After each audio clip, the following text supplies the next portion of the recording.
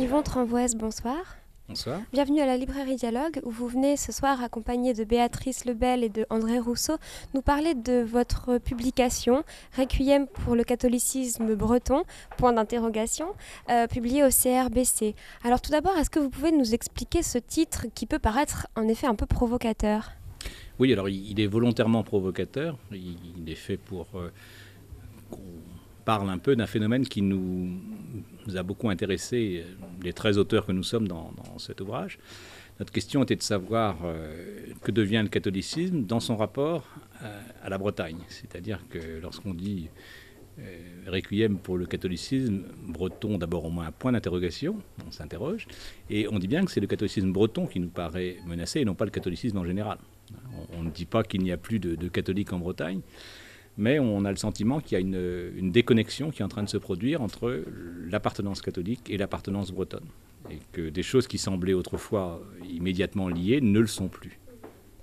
Comment vous est venue cette interrogation ? Est-ce que c'est un sujet qui vous paraissait évident à traiter à l'heure d'aujourd'hui ?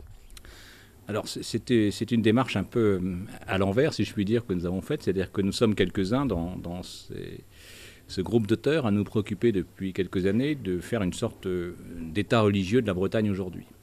Et pour faire cet état religieux de la Bretagne, on rencontre un certain nombre de difficultés, soit parce que les enquêtes ne sont pas simples à faire, que un certain nombre d'éléments nous échappent, et puis même on s'est aperçu que les acteurs eux-mêmes religieux, les institutions ne sont pas forcément désireuses de regarder de plus près ce qu'est concrètement la situation religieuse de la Bretagne.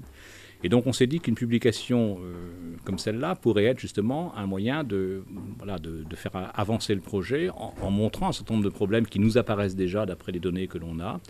Et donc ce serait une manière d'ouvrir un débat, si vous voulez, et peut-être d'accélérer cette enquête sur l'état religieux qu'on souhaiterait aujourd'hui, donc l'état religieux de la Bretagne.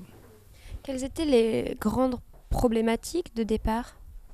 Alors, nous avions évidemment en tête ce qui est en quelque sorte la fin du livre, c'est-à-dire un certain nombre d'effondrements aujourd'hui au niveau de la pratique religieuse, que de l'encadrement clérical, et donc les phénomènes aussi de patrimonialisation de la religion qu'on observe aujourd'hui. Donc ça, c'était des choses que l'on avait en tête au départ, mais en même temps, on s'est interrogé d'un point de vue historique, c'est-à-dire on s'est demandé si l'image antérieure que l'on avait, c'est-à-dire l'image d'une Bretagne catholique allant d'elle-même, n'était pas une image quelque part un peu qu'on trouvait, et on s'est demandé s'il n'y avait pas finalement une période peut-être de 1850 à 1950, en gros, qui aurait été une sorte d'âge d'or du catholicisme breton, mais justement peut-être aussi une parenthèse dans une histoire plus large. Donc on a eu aussi cette volonté d'avoir un éclairage historique, ce qui fait qu'il y a dans cet ouvrage un retour sur le 19e siècle, sur l'encadrement clérical au 19e, sur les religieuses aussi, où il y a un article fort important qui montre comment la Bretagne a été une terre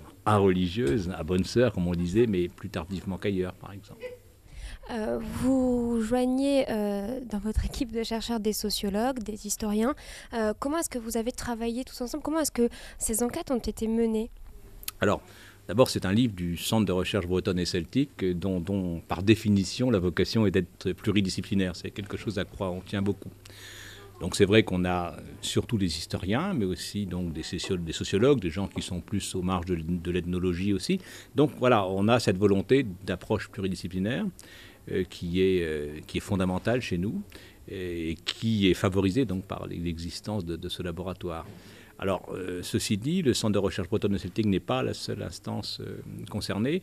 Une partie des réflexions qui sont là ont été également élaborées dans le cadre de l'Institut culturel de Bretagne, où il y a une section religion qui a l'avantage par rapport au laboratoire universitaire d'associer à la fois des universitaires, des chercheurs en poste, mais aussi des gens qui ne sont plus ou qui ne sont pas dans ce circuit-là et qui ont des choses à dire et qui ont un apport à faire. Et je crois que l'Institut culturel de Bretagne est en effet un lieu intéressant, assez libre pour cette réflexion. À l'heure d'aujourd'hui, pensez-vous que Requiem pour le catholicisme breton soit en effet le titre approprié ? Ah oui, au sens que je dis tout à l'heure, c'est-à-dire que aujourd'hui, être catholique et breton n'est plus une évidence, mais au contraire, j'allais dire presque une surprise. je crois que l'opinion publique, y compris en Bretagne aujourd'hui, a sur le catholicisme un regard, je dirais, un peu décalé. On accepterait volontiers un catholicisme pétrifié, si je peux dire, au sens fort, muséifié. C'est très beau, ces belles pierres, on peut faire des tas de belles choses dans les chapelles, les églises, des concerts, etc. Mais en revanche, le discours qui est derrière et la foi qui est derrière devient en effet une matière à option et devient ce qui concerne seulement une minorité. Alors une minorité encore très importante. Moi, je suis frappé du fait que dans le diocèse de Quimper, par exemple, vous avez encore aujourd'hui à peu près 15 000 personnes qui cotisent au denier de l'Église. C'est pas rien, il n'y a pas beaucoup d'organisations qui puissent se prévaloir d'un nombre d'adhérents payants aussi important. Mais c'est désormais l'affaire d'une minorité convaincue qui a son langage, qui a sa vision des choses, mais qui, en quelque sorte, se trouve décalée par rapport à une opinion publique en général qui regarde ça de manière plus nostalgique ou esthétique, ou que sais-je, voyez. Et cela est-il évident sur toute la partie du territoire breton ? Alors, la Bretagne n'a jamais été homogène du point de vue religieux et les enquêtes déjà un peu anciennes, datant d'il y a 50 ou 60 ans, montraient bien qu'il y avait, dans une Bretagne que l'on disait globalement catholique, il y avait des terres plus fraîches, plus tièdes, et notamment une diagonale bien connue qui irait, si vous voulez, en gros de Tréguier à Lorient, enfin une sorte de diagonale du vide religieux, là, et par contre on avait des endroits extrêmement forts en termes de pratiques religieuses qui étaient le Léon notamment, et puis le Vannetais. Donc, et puis bon, d'autres terres un peu plus intermédiaires, si vous voulez. Donc il n'y a pas eu d'homogénéité religieuse. Alors c'est vrai que la situation la plus récente a abouti à une sorte d'effacement de ces contrastes, et un effacement par le bas, si je puis dire, puisque la Bretagne, globalement, tend à s'aligner sur des standards nationaux de pratique. On note également une certaine corrélation dans cet ouvrage entre religion et politique. Est-ce que cela se vérifie largement ? Alors justement, on a une étude là-dessus qui montre bien combien ce lien entre...